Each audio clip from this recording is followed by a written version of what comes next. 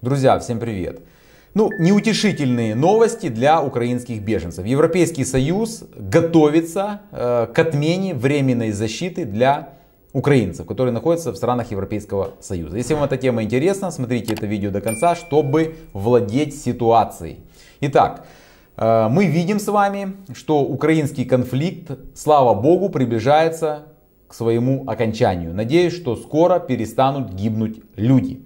Уже американцы встречались с россиянами, там обговаривали какие-то, я так понимаю, разные вопросы. Мы все прекрасно с вами понимаем, что эти контакты, об этом также заявлено публично говорят и американская сторона, и русская, российская, о том, что эти контакты должны положить конец вооруженному конфликту в Украине.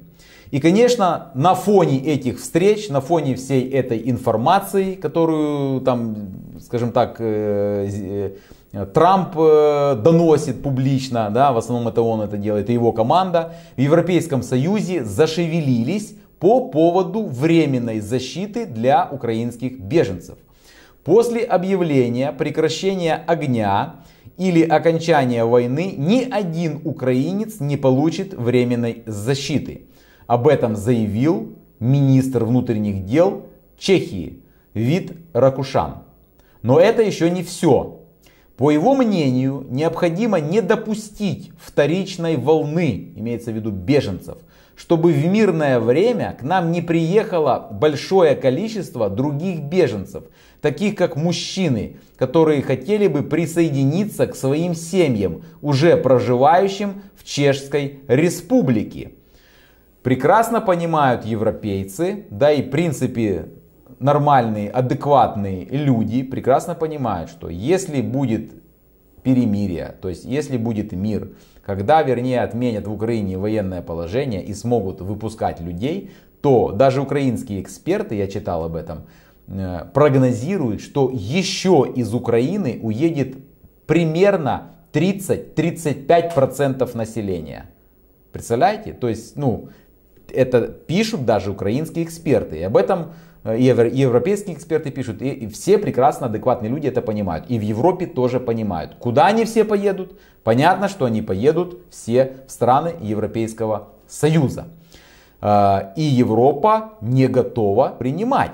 То есть, и вот об этом четко говорит министр внутренних дел Чешской Республики. То есть, он даже говорит о том, что он не хочет, чтобы приехали мужчины, после того, как откроют границы Украины, приехали мужчины и воссоединились со своими женами по вот этой вот временной защите. Вот о чем речь идет. Потом он дальше поясняет, что мужчины, у которых есть уже семьи в Чешской Республике, даже если они приедут в Чехию, они уже не получат временную защиту. Но они могут приехать на обычных основаниях. И они должны будут пройти вот эту всю бюрократическую процедуру, как обычные другие иностранцы. То есть для них никаких льгот не будет. И если есть у такого мужчины основания получить там временный вид на жительство в Чешской Республике на обычных основаниях, то он его получит, пройдя бюрократическую процедуру. Если у него нет этих оснований, то ему просто-напросто откажут. То есть никаких преференций о том, что он гражданин Украины, о том, что у него жена была в Чехии по временной защите, для них не будет. Об этом четко заявил министр внутренних дел Чехии. То есть приезжайте и получайте вид на жительство на общих основаниях, как это делают другие иностранцы из разных стран. Из разных третьих стран, там Индии, Пакистана, Афганистана и так далее. Пожалуйста, никаких проблем нет, получайте на общих основаниях.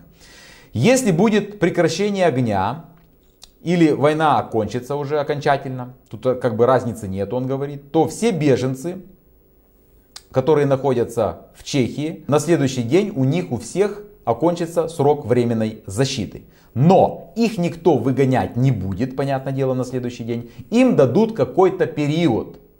То есть, чтобы они дальше могли проживать. Напомню, что Чехия приняла закон. Те граждане Украины, которые находятся в Чехии по временной защите и которые отработали 2 года, находясь на временной защите, и от государства не зависели, они могут подавать там на определенный вид на жительство, и он дается на 3 года. То есть, ну даже если человек сидел на социальных пособиях, там, да, получал что-то от государства, его все равно Чехия не будет выгонять сразу. В принципе, это и предусмотрено директивой. То есть нельзя сразу на следующий день людей выгнать. То есть дадут какой-то срок, да, вменяемый срок, чтобы люди могли перейти на другие основания, если они у них имеются. То есть это не будет там на тебе неделю, и ты за неделю должен это сделать. Нет, дадут скорее всего там, может быть 3 месяца, 4 месяца, может быть полгода дадут. То есть это будет какой-то такой вот нормальный, логичный срок, скажем так. Чтобы человек мог успеть подготовить документы,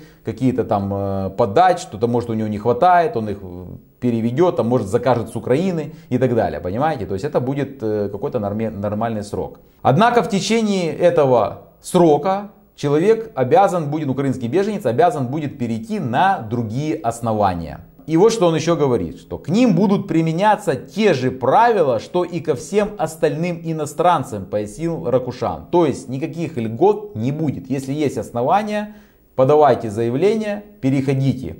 Если есть основания. Если оснований нет, подавайте заявление, вы можете это подать, это право любого иностранца, но вы получите отказ. Вот и все. Таким образом, Чехия готовится к сценариям в случае прекращения огня на территории Украины. Мы готовим соответствующие документы совместно с Польшей, которая председательствует в Совете Европейского Союза. Мы хотим, чтобы это было завершено в ближайшие месяцы, сказал Ракушан. Решение должно быть принято на уровне всего Евросоюза, поскольку оно также гарантирует временную защиту беженцам. Мы стремимся к тому, чтобы черновой вариант предложения обязательно появился во время польского председательства, отметил министр. То есть вы понимаете, о чем идет речь.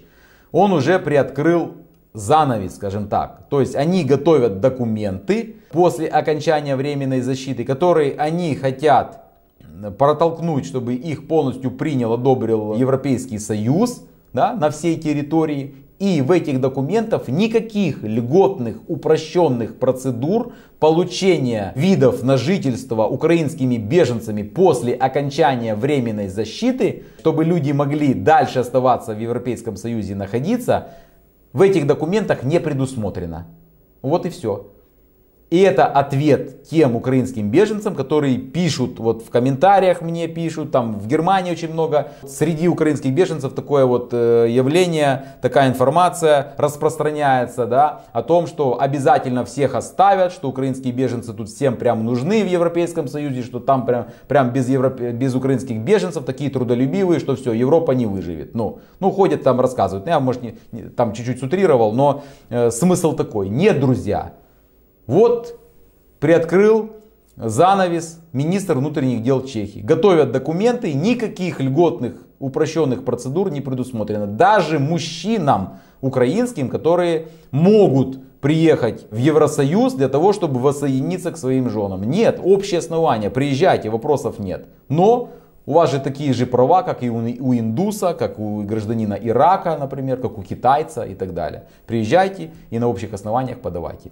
Вот такая ситуация. Поэтому, друзья, не сидите на месте, думайте, готовьте документы. Обращаюсь к тем, кто хочет остаться проживать в странах Европейского Союза, кто хочет проживать дальше после окончания временной защиты в Германии. Готовьте документы, собирайте информацию, как перейти на другие основания после окончания временной защиты. Потому что я так понимаю, что 2025 год это будет уже последний год, когда будет действовать временная защита. Никто ее после 4 марта 2026 года продлевать не будет. Поэтому, если вы не знаете, какие документы, то есть вы должны еще обратить внимание, что вы должны собрать документы еще и из Украины. Эти документы должны быть надлежащим образом у вас заверены.